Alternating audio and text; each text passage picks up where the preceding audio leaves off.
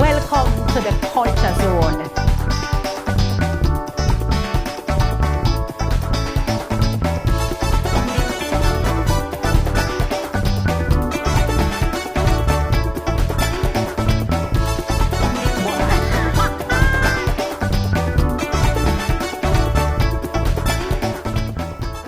Hello and welcome to the Culture Zone. Sophia is laughing because you know what? I'm coming to you with something that's exciting to me, and I'm going to be talking about food. You'd never guess that I'm a foodie. You see the figure? Don't worry about it. Love my food, love my Jamaican. And there's no Jamaican get-together that happens without food. As you decide to go meet a friend or something, there's always some kind of a plan for food. So food is a central part of our culture, and it gives me great pleasure to present to you our food. Hi! What can you see over here? Somebody tell me that this is lychee, and me tell them something never seen nothing like that when me I grow into Jamaica. I mean, what I'm trying to say to you is I'm not familiar with this particular type of fruit, but it's lychee. Well, maybe popular in some parts of Jamaica. Everybody else is very, very aware of the turmeric. Turmeric, call it what you may. But you know how popular this is today? You know why. This particular thing wards off any kind of pandemic. Me not say nothing, you know what I'm talking about. Now, for some reason, every Saturday in Jamaica is soup day. We know chocho is always in the soup, or they call it something else in America. But one thing is good, pumpkin. Pumpkin! You remember pumpkin? Yes. Good in the soup, chocho, and all different kinds of ingredients. And the yam, oh, the good yellow yam.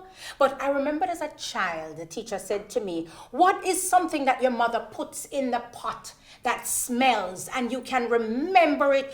The flavor is so strong, you can actually taste it. I am thinking and I'm thinking, and the teacher said, come on children, what it is that your mother put in the soup, and you can smell it a mile away. I could not think for the life of me, and I stood up there and was dumbfounded. Could not remember. She said, think. Come on, Sophia, stand up. What are some of the ingredients that your mother put in the soup? Name the contents of the soup. And I stood up and I said, yam. Me not finish yet. She said, sit down, you silly child. I am talking about the thyme and the spices like pimento. I'ma say, I feel bad. The pimento, the lady I talk about, and the thyme. When your mother put the thyme in the pot, you smell it from out the street. And you know, so from that day, they call me Yamed till today. But it's all right. I was just a kid, but I remember the Saturday soup. And of course, there's carrot in it always. Oh, that is lovely. Let me smell this. I'm not sure what this is, but somebody tell me say it name black mint. But me don't know nothing about black mint from Jamaica. All right, that's for the tea. But I'm just talking to you about food, and there's just so many things we could discuss about food. And before I get to my guest, I want to let you know that in Jamaica, we're so colorful and creative. Did you know that the chicken foot, they call it steppers? Watch it. Next time you see the fowler walking in the yard, see the foot here? They call it steppers. So if you walk into a restaurant and you want a good bowl of chicken soup, nobody say, one bowl of chicken foot soup, please. Just say, a bowl of the steppers. That sounds cool. And did you know that pork is called rubber? And of course, just for regular chicken is feather. So boss, what you cook today? How about the feather, the leather, the ear? Yes, the leather was supposed to be the cow skin. No wrong with the Jamaicans, we roll things all the time. So in any event, I am going to talk to a lady who knows more about food, a little more than I do. But it was interesting to hear her give her deliberations on her journey with food. So as a storyteller, my good friend always say, Crick! And then you say, crack. We're gonna move now and talk to my girlfriend, Janet Crick. We have received awards too, a national award as well as an international award for most authentic food tour or tour experience.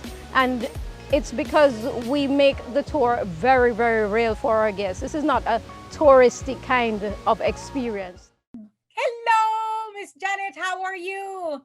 I am great, Sophia. How are you? I am doing fine, thank you. And as I say to a number of my guests, when people ask, how are you? We're going to say fine because nobody not have no time for hear nothing that is not too great. we all have our Absolutely not. we Absolutely not. all of Yeah, our basket of water to carry. So when you greet someone, how are you? I'm doing fine. Unless you're the definitely. doctor, then you tell the doctor otherwise, right? But Janet, it's so good to have you. Thanks for stopping by in the Culture Zone. And today we're gonna be just digging into your memory bank. We're gonna pull out some information that you have stored and some things that undoubtedly you have then discovered in your journey in the world of food. Now, I've had many guests in the Culture Zone. We've talked to people that are in the performing arts, as I told you before. We have those who are instrument players, we have the visual artists. And I thought to myself, hello, that's not all that makes up Jamaica's culture. We're big power food. So Oh, definitely. let me invite into the zone none other than Janet Crick. Janet, that last name, hello, I am from Jamaica and I've never heard of anyone called Crick. Where your father come from? My father come from Barbados. He's a Barbadian, as is my mother, actually. My parents are both deceased, but myself and my sister, we were born right here in Jamaica to Bajan parents. Yes. And we are full-blooded 110% Jamaican. Okay, But ma. don't tell my Bajan friends I said that, yeah? Okay. But You are fully Jamaican. We thank you. And you see, that's it because I know my people and I know names and kind of, the familiarity with many of them. And I thought, never hear yeah. about Crick, except when I'm talking to Dr. Amina Blackwood Meeks when she does her stories and she says, Crick. Crack. That's about it. But anyway, welcome, Janet. And Thank you. talk to me now how your journey in food began.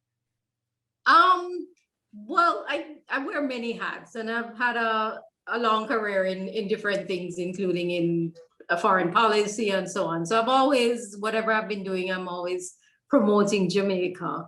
And a few years back, my sister and I, we decided we wanted to go into, delve into the private sector, start our own business. And we were looking around for opportunities. And one of the things we like to do, we'd like to travel, first of all. But when we travel, one of the ways we like to get to know the culture or the destination that we're in is through food tours. And as we were looking around for a business opportunity, one day it's just like a light bulb went off in our head and we're like, Jamaica has one of the best foods in the world. We do, right? It is rich, not just in terms of the content, but rich in culture. With our culture, it is loaded with our history and so on. And we said, you know what? Why don't we start a food tour in Jamaica? And so that's what we did. We started Jamaica Culinary Tours, which is basically introducing people, in the case of persons who are not Jamaican, introducing people to our culture and our history via the food. And in the case of Jamaicans, it's reintroducing, but bringing in all the elements of their heritage. And when we were chatting earlier on, you mentioned it. There's so many things that as Jamaicans, we grow up. We just do it. We cook it a particular way, we prepare food a particular way, and we eat it. And we don't really stop to think, why do we eat this? Where did it come from? What is this tradition about? What's the history behind it? So we do these tours, which are great both for persons who are visiting our island as well as for Jamaicans, because you learn so much along the way. So that's the last few years. This is what we've been doing. And it's been fascinating, just sharing. So a number of the folks that come to the island, as you said, you promote the food tour. So they clearly book from overseas and they come. What would a food tour look like? Say, take me on a ride of one of the food tour. Where would you go? What are some of the things you're saying to these visitors? Okay, so let me take you on a ride with our pioneer food tour, which is the Falmouth food tour. So it's in the historic town of Falmouth. I'm Janet Crick. I'm co-owner and tour director of Jamaica Culinary Tours. And today we're on the Falmouth food tour, which takes place right here in Falmouth, Trelawney. Falmouth is renowned for its Georgian architecture. It actually has the best preserved Georgian architecture in the English-speaking Caribbean. So as our guests go through the town, they have an opportunity to view the architecture, to learn about the history of Falmouth, and of course to learn about the history of food. They have 5 tastings along this tour, 5 food and beverage tastings, and each one is equally delicious.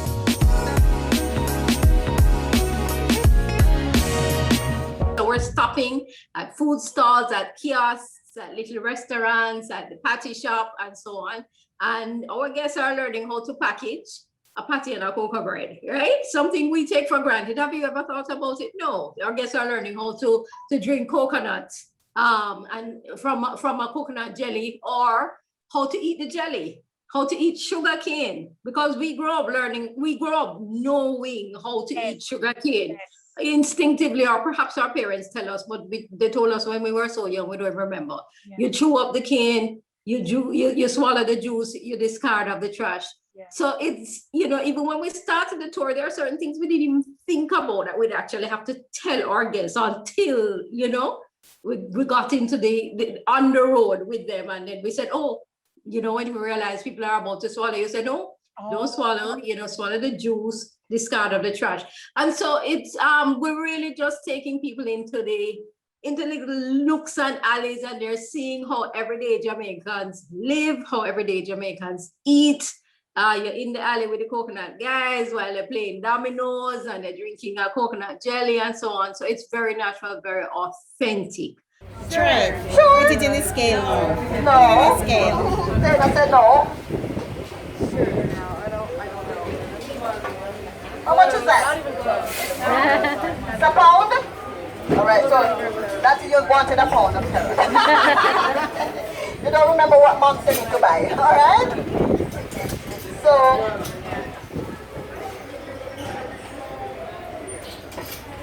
see a lot of this stuff, right?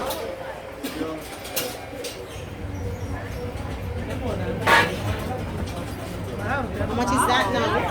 How much is that? £2? 2 pounds? Exactly. Give her a round of applause, guys. She's good. All right, So we typically do about 5 stops on the Falmouth food tour. And at each stop, apart from just serving the food or the particular dish, we're giving the history behind the food. So for example, let's say we were doing Bami mackerel rundown. We're telling our guests where the Bami came from. So this is our Taino heritage coming into play here. And then the mackerel rundown, what goes into it, what does the word rundown mean? It refers to anything cooked down in coconut milk, and we're describing the process of how you get that coconut milk, right? So it's the history, it's the traditions behind the food. And then as we walk through the town, and the guests also have an opportunity to stop to view the Georgian architecture, to hear some of the history of the town of Falmouth. That was the first place on the island to have piped water into private homes. So it is loaded with all of that history. You have the Martha Brae nearby, which, where the water comes from into the town and so on. So it's a very rich opportunity to learn so much about the culture, about the food, about the people, because as you walk through the town, you're meeting the people, and we've just had fun doing that for the last few years, and we're happy that people have also appreciated it, because they learn so much. And I'm sure you can't wait for this pandemic to blow away so we can resume that. Yes, It sounds amazing. So what would have interested me rather to see the guests as they discover food that they've never had. Say, I know Jamaicans do not eat the chicken foot, which is the bossy name for the chicken foot is the steppers. So I would just love to have seen a tourist face when that is served up in a restaurant, maybe in soup, or in my day, my mother used to curry the chicken foot nice with some broad beans. Oh, yes. I am telling you. So those are the interesting things that would happen, I'm sure, on your tour, when you see the eyes either bulge out or the question on their face as to, whoa, what are you consuming? And then after you introduce it, or if by chance they see your tour guides eating it and not falling over. They'll say, okay, Yeah. Then you know it's good to go. try. But Well, on one of our other tours, the Nyamangawe tour, we actually serve oxtail. And okay, I know that a couple of times when we've, they've sat down and we've prepared them, this is what you're going to be, this is a tasting that you're going to be having at this restaurant, and they hear oxtail, you kind of see the look in their eyes, it's the fright, and you reassure them it is going to be one of the best dishes you've ever tasted, and everybody walks away loving it, even if they were a little bit apprehensive at first. The yes. tail, Eh, but yeah. because that would have been a reject back in the year. Absolutely. That part of the animal would possibly be tossed out Yes. to maybe, the slaves, and I'm sure they're the ones who took it and creatively turned it into something which is now a delicacy, my darling, and one of the most You are spot on. effective things on any menu anywhere. Precisely. Oxtails. Wonderful. That sounds great. So again, I mentioned the interesting name people call one aspect of the animal, which is the foot of the chicken, as we said, steppers. So in our green room, we chat a little bit about the cow. I know we consume most of the cow. I Mhm. would imagine you do too. We consume the skin. What part of the cow would be something that you'd think most people would probably possibly frown upon? What part of the cow, other than the oxtail, but maybe Right. another part that Jamaicans really love that people Well, go, you have the tripe and then you have the cow foot. ah, yes, Yes, your cow foot, man.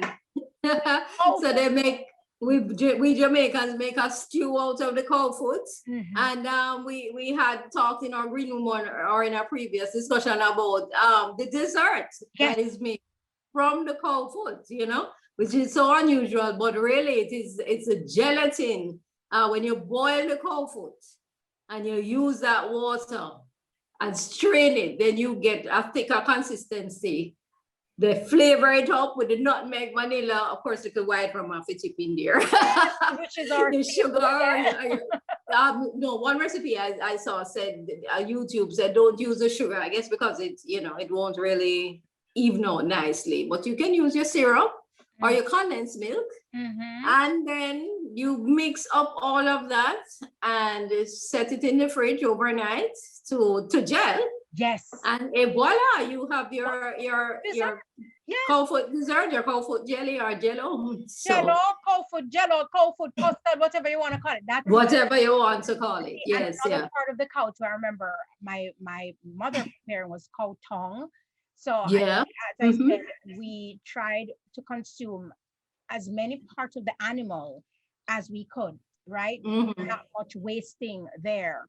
So again, so that would be, we talked the cow, the chicken foot, and of course pork, which is almost like Yeah. a touch and go, because it has Yes. some cultural connotations. Some religion in our culture do not consume the pork, and some people just absolutely would die for the pork, which the pork would put us on the map with a jerk. That would be me. Yes, the Jerk, die you're the porky, you're the porky. So I'm the die hard turkey. the jerk, which is also, I guess you could tell me that's something that was from our culture and the way we prepare food. If we go back in history, when the Maroons Mhm. prepared the jerk, they would use the pimento wood. Ah, And then also the actual pimento, the berry itself. But the pimento wood is what gives it that particular flavor. That's smoky. Well, I mean, how do you describe pimento? It's the aroma, it's the fragrance, it's what all the elements that go into that. So that's a critical part of the jerking process. And I remember even a few years ago, there was a particular company that had come up with the pimento chips. So you could actually get a chip that was like about this wide. And so if you were jerking at home and you didn't have the whole big jerk pit, you could put that in your oven and still get that nice aroma and the flavor of the pimento. But I haven't seen it on the market recently, but it's just to show you how important that is. But when you go to the jerk pits and the jerk restaurants here, you will often see that, you know, just the strips of pimento wood laid out, and then the jerk chicken or the meat kind is put on top of that and covered over with the zinc. So even though we're no longer doing it underground, we still try to keep that element of the jerk there. Wonderful, which has become such a big part of our culture, and people travel far and wide to Oh, get definitely. that jerk, whether it be the chicken, if you're so inclined, which is of course another name, the feta. Man, The you have feta. feta come today. You have some feta, which we know is a chicken. And of course, the pork, some people call it the which is the rubber. So that's good. What a discussion. Let me tell you something. Food is an endless discussion because I told you it's a part of our culture, it's a part of who we are. It identifies us everywhere we travel in the world. And don't play with us with jerk. Yes, everywhere we go, we wear the jerk when we're foreigners. Them see with them say, I the jerk chicken. And if you like the pork, oops, that's a little bit of touchy subject there. Some people don't want nobody knows that they eat pork, you know, them now. Give me a pound of that. And then take them out and pine on it. But anyway, there was just too much juice to discuss with the food. So stay tuned. Let me see. Now I'm trying to think of another part of our food culture that has pretty much put us on the map. I know we are big with our baking, and traditionally at Christmas time, we're big with a cake. Yes. If my memory serves me right, I think we inherited some of that from maybe our British parents with the pudding. They had maybe a Christmas pudding till Right. eventually we turned it into this brown cake with lots of spices and With lots of fruit and yes. yeah, and of course the rum, you know, the rum is critical. So, you know, in Jamaica, most bakers will actually soak the fruit in the rum. I know in my household, it's soaking from sometimes the whole year. As soon as you come out of Christmas season, you start soaking your fruit for the next year, but certainly several months in advance. So when you get that fruit into the cake mixture, yeah.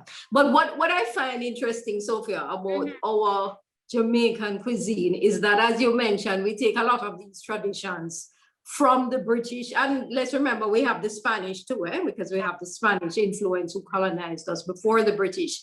But we always have to put a little twist on our thing and spice up the thing. So you mentioned the Christmas pudding as probably having originated with the British, but also many people don't know that the Easter bun also originated there, except you know that you've probably heard that the British talk about hot cross buns. That's right. So we now have taken the hot cross buns, but you know, us Jamaicans, that's not going to be good enough for us. So we putting in all these spices and all the fruit and really just loading this thing down. No, it's no good for our diet and our waistline, but you know that Easter in Jamaica wouldn't be Easter in Jamaica if we didn't have Easter bun. And I know a lot of my Caribbean friends, they still do the hot cross buns. And man, when they taste a Jamaican Easter bun, they feel like they've died and gone to heaven. So that's the kind of thing we do. And one last example I'll share with you, since I mentioned the Spanish, is the escovitch fish. Yeah, that probably originated from the Spanish with the ceviche. Now, ceviche, you probably know, is the uncooked, the raw fish with a lot of spicy marinade. And of course, we took that and add on more spice and so on. And you know, we have to touch our Scotch bonnet pepper in there, and the onions and the carrots and boiling it, the marinade down and soaking the fish in that. And wow, then you get your escovitch fish. So that's really one of the interesting things about the Jamaican cuisine, that we've taken elements from other cultures and then just put our spin on it. And it's always a nice, spicy, zesty, vibesy kind of spin. And that's why people love our food, really. I think so. And you mentioned your parents are from another island. In your travels, do you see any similarity with how they prepared things traditionally in their island to what we do in Jamaica? Is there one thing that you spotted that seemed that we have both done in the same way? Yeah, I'll tell you about one of my favorite desserts, which is what we in Jamaica call Thai leaf or dukano.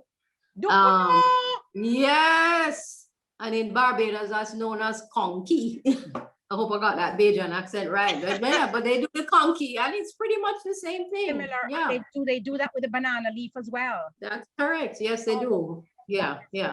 And when you travel to other islands, you just, for example, Trinidad does the pastel at Christmas, but the pastel is more savory than sweet, you know? So the pastels have meat kind and so on, but it's a banana leaf. Wow. So we have these very similar yet different traditions which run throughout the Caribbean, you know, and it makes her very interesting Caribbean heritage, not just Jamaican heritage. And you go down the islands, you realize we are the only ones who talk about rice and peas. I was going to ask you about that. We do the rice and peas with the coconut milk, correct? Right. And so does everybody else, but everybody else calls it peas and rice.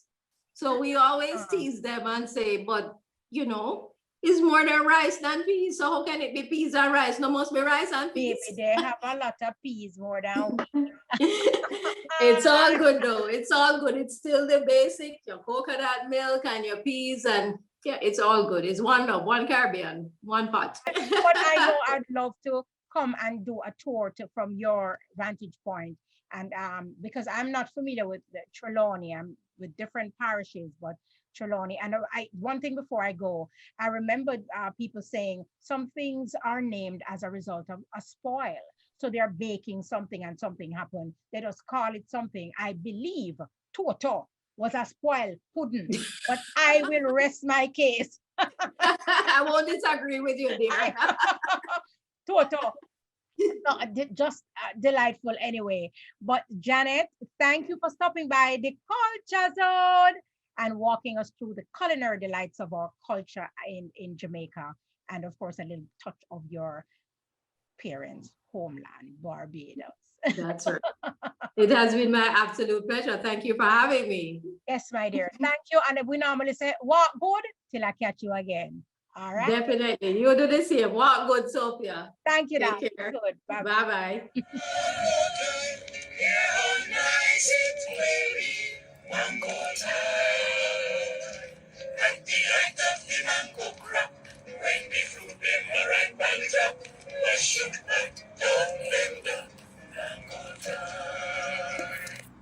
Hi, everybody. Hi. This is Anne from Jamaica Culinary Tours. And Janet from Jamaica Culinary Tours, and we're here to talk to you today about one of our most favorite summer fruits. Can you guess what that is? Mango. So if you heard the words of that song, and we'll let you hear the full version later, but if you heard the words of that song, what they were saying is, we don't drink coffee tea. Long story with the coffee tea. We don't drink coffee tea in the mango season, mango time. And in mango time, we turn down our pots, meaning we're not cooking in mango time. Wash your pots, turn it down. Mango time. So what is this with mangoes and Jamaicans? Oh boy. Well, we want to just give you a little flavor of it. No pun intended. No pun intended. Yes, Jan. So you go on. Okay, well, we should start by telling them a little bit about how the mangoes were introduced into Jamaica. There's an interesting story about that, something about a ship being intercepted. This would have been in the 1700s. A ship was intercepted by, was it Captain, who's it by? Not sure. Okay, well, it was intercepted. A captain. You know how it was. High seas, pirates, all kind of things used to happen in those days. And this ship was destined to Hispaniola, which we now know as the Dominican Republic and Haiti, that island. And the ship was intercepted. It had mango seedlings aboard. And so they just hijacked them, brought them to Jamaica. We are not complaining. So the mango seedlings were planted at one of our huge botanical gardens. And of course, they spread across the island. And they're still with us today. Several, probably over 20 species, correct? Yeah, something like that. And with so many species, every Jamaican has their favorite, right? That's what we love. And, you know, people get very passionate about it. So which one am I passionate about? She's passionate about the Bombay. Of course, you know, the mangoes, I should have said, were en route from India, because most of the mangoes came from India. So Bombay, no further explanation needed there, right? Bombay, India, and this is the Bombay mango.